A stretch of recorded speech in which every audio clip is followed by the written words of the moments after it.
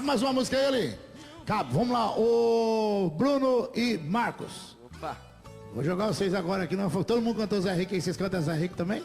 vamos tentar, né? Vamos tentar cantar um Zé Rico. Seu irmão que é modesto. Canta aí. Vou tentar. É artista, né?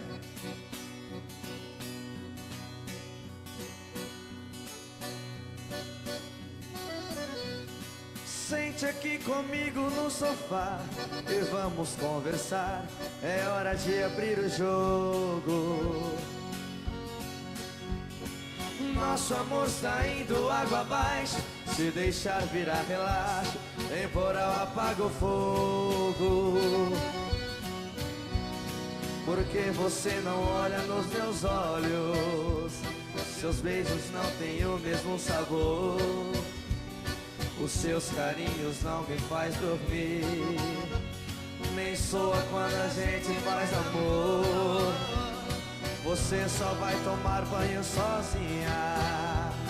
Na hora do jantar me diz que já comeu. Não vê novelas e nem liga o som. Diz que não tem nada bom que satisfaça o ego seu. Você se esqueceu que dentro dessa casa eu existo, que em 82 casou comigo. Por isso exijo uma explicação. Se sou eu quem te incomoda, pra te fazer feliz fiz o que pude, mas o incomodado é que se mude. Você quem vai tomar a decisão. Decida se vai embora ou ficar comigo, se vai me respeitar como marido, pois desse jeito não estou aguentando.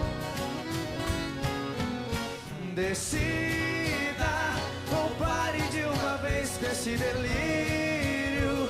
Talvez você precise usar colírio pra enxergar o quanto ainda te amo. Mais ou menos. Não, mas não faz feio não. É bom, mas bom mesmo. Eu gostei, que são afinadinhos pra caramba. Muito bom. Parabéns. Obrigado. Tem alguma música que a sua mãe peça que você toca? Fala, filho, eu queria que você cantasse essa música.